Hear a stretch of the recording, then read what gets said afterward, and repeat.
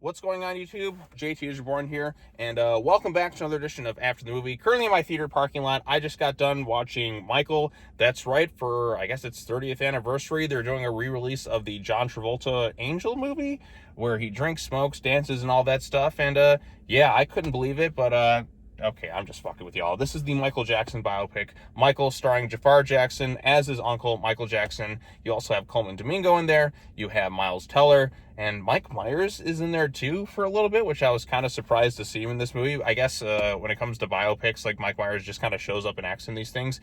So yeah, cool. I mean, I enjoy seeing Mike Myers and stuff. I'm glad he's, still kind of appearing in other things outside of just voicing like Shrek occasionally. So that was cool to kind of see and all that too. But yeah, this tells the story. This is also a part one. I should emphasize that because it literally ends with his story continues. I started talking like, yeah, isn't there some controversial stuff that happened? Oh, well, actually, like the truth is they did cover that initially, but then there was a legality like clause due to a settlement that they had to remove that stuff from the movie. So they had to spend like $15 million in reshoots and kind of restructure this whole thing basically about the relationship between Michael and his father. So that's kind of where the horcrux of, I guess, this part one kind of delves into. They don't say part one, but they've already announced a part two because Michael Jackson is one of the most influential figures in history. He was the king of pop. He's the greatest artist of all time.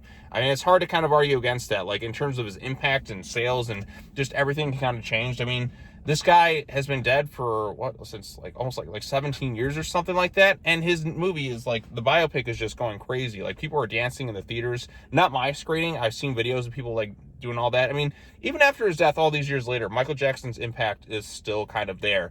And, there's so much like material to kind of tell a storyline with his livelihood. And this film dives a bit, it dives into that, going from his early days as a kid from the Jackson 5 up until he kind of performs bad on stage. That's kind of where it cuts off. There's a lot of stuff that happens afterwards, but it doesn't really dive into that stuff. So Jafar Jackson's really great. He pretty much, it felt like as the movie went on, he got better, and it was like Michael Jackson was back again. So if you really miss Michael Jackson, Jafar really kind of embodied like the spirit. It was like this uncle kind of possessed him in this performance, and he was excellent. Like I said, he captured the mannerisms, the singing, the dancing, like the sequences of all that. Like going back and seeing all the recreations was kind of the fun part for me. The storyline is like a lot of stuff I had seen before. I'm like, okay, yes, that's when his hair caught fire in the Pepsi. That's when he did his Motown performance. That's when he kind of announced on stage that, was the final part of their tour. And ultimately him just trying to get like his own little independence and just kind of his rise into like insane popularity and all that too. And yeah, those aspects were a lot of fun. The concert sequences were great. I was never able to go to a Michael Jackson concert, seeing how he passed away when I was a little kid. And so seeing the recreations of all that, it kind of made you feel like you were there and all that too. And, you can't help but sing a little bit of the songs as they're playing in the theater. Like, not obnoxiously like running around dancing, I suppose. I didn't have that in my theater, but, we had people kind of laughing and, singing different aspects of it. We also see bits of like how he got bubbles and all that too. And, yeah, I mean, in terms of his family members, you don't see Janet Jackson for whatever reason. I guess she just didn't want to be involved with it. So you have to kind of accept, if they do a part two, like maybe she's like, oh, I want to be involved now.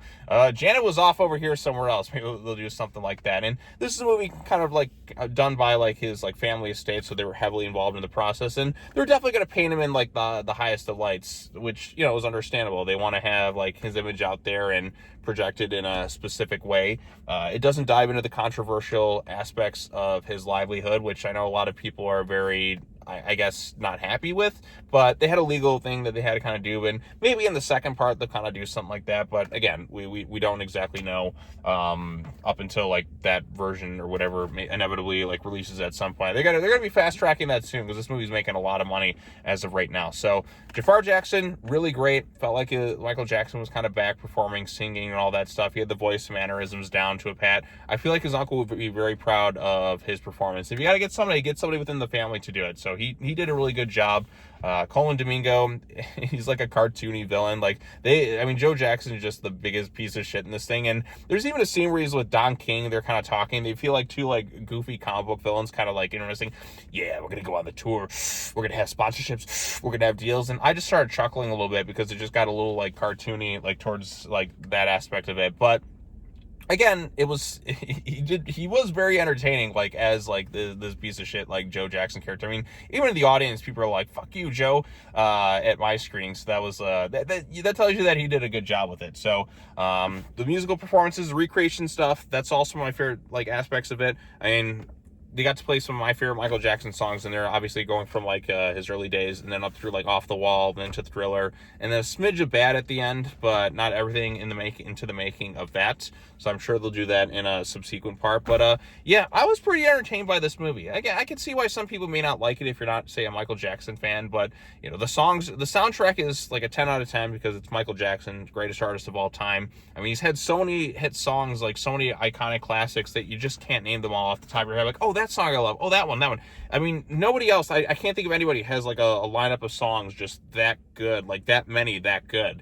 I mean, he was just on like a whole other level, and in terms of like how innovative he was in terms of like the music video aspects and really just kind of pushing to reach things to the next level. I mean, like, people would faint at the sight of this guy. It was insane. If you weren't around when, you know, Michael Jackson was there, his Super Bowl halftime show had more views than the actual game. He stood there for 2 minutes and just people were going absolutely apeshit. He just had that much aura as a performer. It was a hell of a dancer too. I mean, Jafar does a really great job, and some of my favorite stuff in this movie just seem to go like, okay, we're gonna do the Beat It, we're gonna do the Thriller aspects in that too. Those were kind of cool.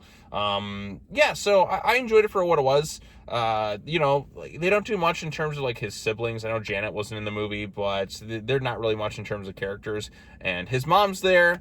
I mean, they portray Michael as like holier than thou, kind of saintly. They don't really have him as much in terms of flaws, but again, they're making the movie. They're gonna have him portrayed in this sort of capacity, and I guess because they had to cut some of the controversial aspects and all that too. Excuse me.